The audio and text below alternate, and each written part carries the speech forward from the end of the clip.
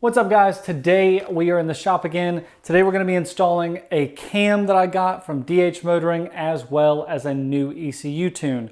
So the cam is going to give me more top end and the ECU will give me a 10,000 RPM limit along with being tuned for the cam. Also, before I forget it, I was going to make a separate video showing you guys how to actually repin the SF Grom harness for an OG Grom ECU. But that video is completely unnecessary because big news, DH Motoring can now tune SF Grom ECUs as well as the OG Grom ECU. So no more need to repin anything. It's totally plug and play, just plugs right up. So that's super awesome news. I've went ahead and reinstalled my SF Grom ECU. I had to change those pins back from when I changed them for the OG ECU, but I went ahead and got that done. It's all tuned, ready to go with this cam, 10,000 rev limiter. Haven't cranked it yet though because I want to go ahead and install this. So today we're going to install the cam. I'm going to show you guys how to do that. And then in the next video, we'll go ahead and kind of show you guys the differences and my thoughts and stuff after I ride around with the cam and the ECU tune for maybe a week, 2 weeks, something like that. So definitely look out for that video whenever that comes out. And if you are interested, definitely make sure to subscribe. And yeah, but let's get to it. Let's go ahead and install the cam. So to get everything started, I'm going to go ahead and take off these two inspection covers here and then the cam cover. We're going to go ahead and get everything at top dead center first.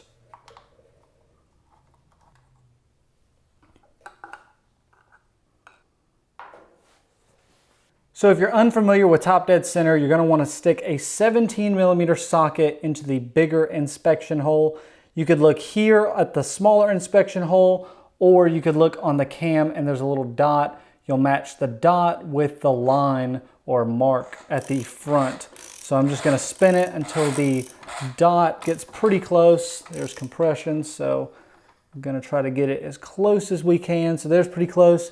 Then you're going to want to look in this little hole, the little inspection hole, and there is a small T. So you'll see a T and a line, and then you should be lining up here as well. If you're not lining up perfectly, then that means that you are out of time a little bit. So that's how you get it all in top dead center. Not too difficult. Now that we got everything here at top dead center, I'm going to go ahead and add a pan up under it, and I'm going to go ahead and take off the bottom and top valve cover and then loosen the valves so that way whenever I take out the cam, it'll be a little bit easier to come out, hopefully not damage anything as well.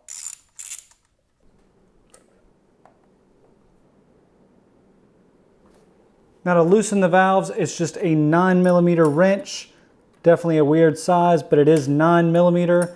Just loosen those up and then make sure you actually spin the valve and not just the nut that tightens it. You could also check by how much it wiggles back and forth after you loosen it. So now pan ready. Again, we're going to go ahead and take out this 14mm bolt on the bottom side of the motor. Now to be clear, this is the timing chain tensioner. There's going to be a spring on it, so you're going to want to push a little bit up, and there's that spring. So you're going to get a washer, a spring, and then you might also get the little metal piece if it does come out on mine. So now since we have a little slack in our chain right here, we're going to go ahead and take our big socket, put it back on there. Make sure that you are going tightening.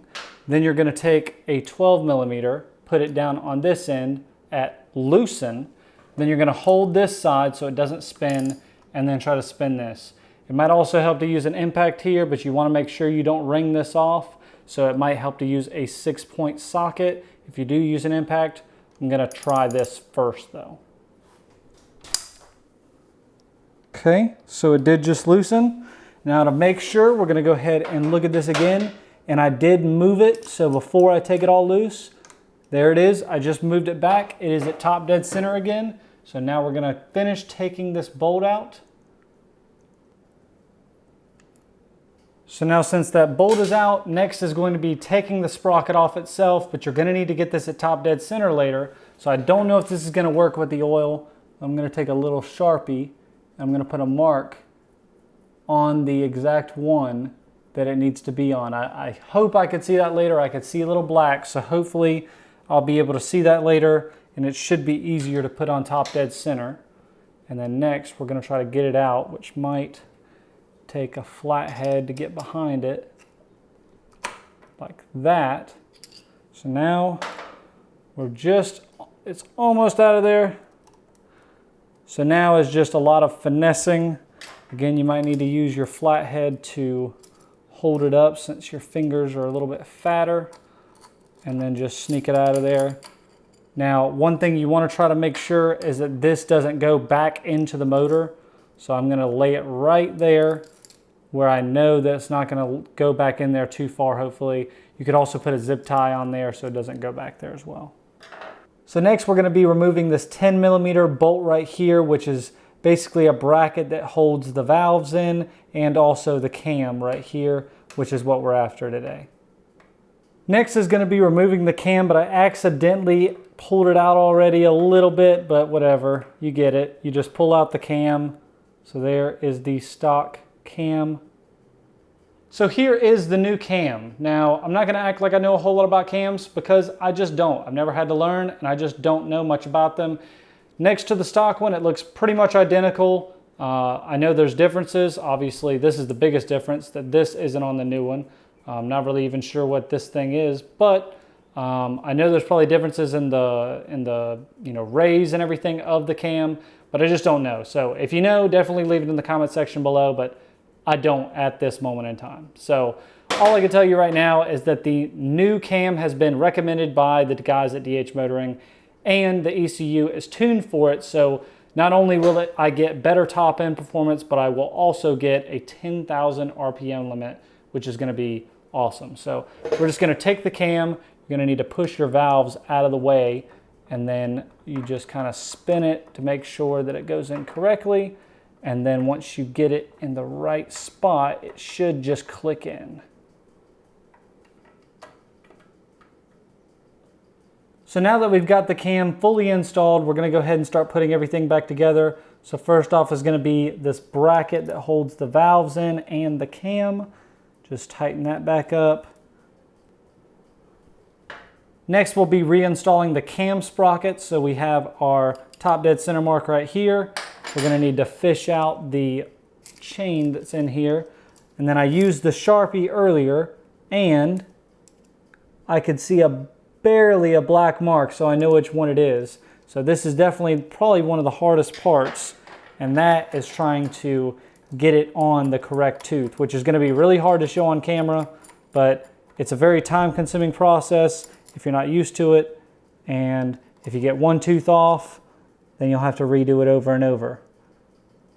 But I got it right there first try. So all that, also make sure that your cam has a little piece where this slides into. Make sure that's in there correctly as well.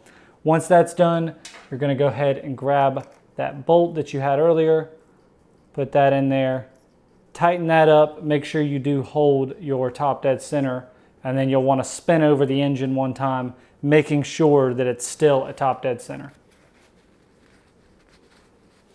So now that we know this is a top dead center by checking the small inspection hole and this little dot / mark here, and then obviously we took it over again and checked it again, making sure that it was correct.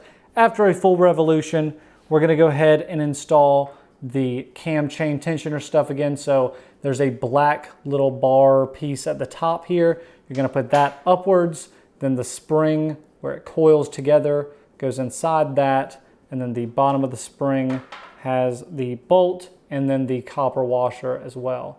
So that's how it goes in. Try not to mix that up. So now I'm just throwing that back in, trying not to slap myself in the face with the spring here, and tighten that up. So now that we've tightened that up, the chain should be tighter right here. It's obviously going to have a little play, but that's normal. So once that's tightened, now we're going to need to adjust our valve clearance because that is way too much valve clearance. So this is going to be the hardest part to film right here, but ahead of time you are going to need a set of feeler gauges for this. So 0.004 is going to be the intake side and 0.007 is going to be the bottom exhaust side. So these are feeler gauges. I'll try to explain how to use them in a second. So to be clear, this is way too much valve clearance. You're gonna need to tighten this, and to tighten it, you will not turn the nut on the outside. That is just how you lock in the adjustment once you're done. But I'd recommend just taking like some needle nose, putting some needle nose and tightening this little square block right here. So you're gonna grab that with the needle nose and just turn this whole contraption. Then you're gonna grab, this is the intake side, so you use 0.004 on the feeler gauge. It also helps to bend it right here to get it in behind there. So then you're gonna stick that in the gap that is back there. You'll see what gap I'm talking about. It also helps to pull back on it so you know. So that's too loose, we'll tighten it up. That's pretty good. And you're gonna want it to scrape both sides. I mean, it just barely needs to squeak by. Once you think you got your adjustment correctly, you're gonna take this out, the feeler gauge out. You're gonna hold your needle nose in position so you don't turn it, and then take your 9mm, tighten up that nut there. Take your 9mm and then tighten this nut on the adjustment. And now you could take this needle nose here and try to turn it, and it will not, because you have locked this in. So now we've gone from a lot of adjustment to a little tiny gap.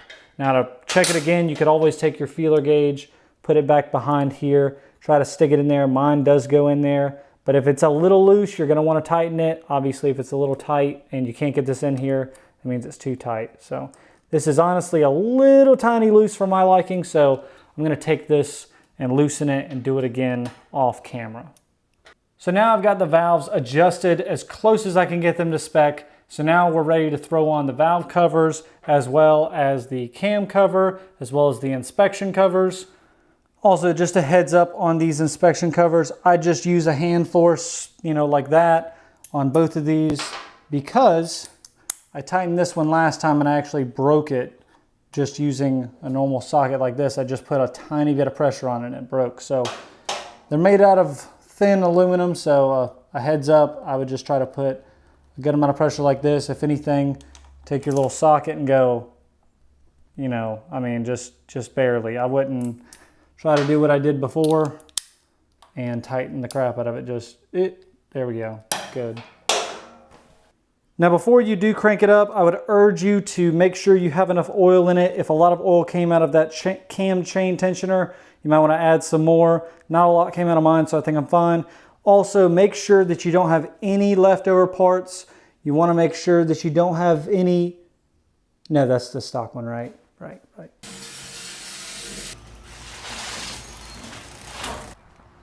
So that is going to be it for today. If you guys are interested, definitely make sure to subscribe. I'll be coming out with a video very soon, riding it, kind of giving my first thoughts, as well as a review after I kind of ride it for the first week or two. So we'll see how it goes, but hopefully this thing starts. This is my first legit attempt starting it. Haven't tried it yet. It might not work and I might have to figure something out. Okay, starts fine. It does kind of sound like it has a little cam in it, like sounds kind of low-B more than it did before. But then again, it could be because of the low idle that I'm kind of looking at here.